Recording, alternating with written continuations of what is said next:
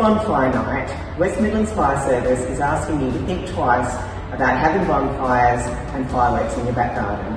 This pandemic has dampened many of our plans this year, but we are urging you to find alternative and safer ways of celebrating. It is important to remember that fireworks are explosives. If you feel you must go ahead with a bonfire celebration, please plan carefully. Buy suitable legal fireworks from a registered retailer. And ensure you have enough outdoor space to use them safely, in line with the manufacturer's instructions. We care about our communities and want you to stay safe this bonfire night. So let's look after each other, follow the government's guidance on gatherings and social distancing, and not put additional pressure on the NHS and other emergency services. Please think twice, stay safe.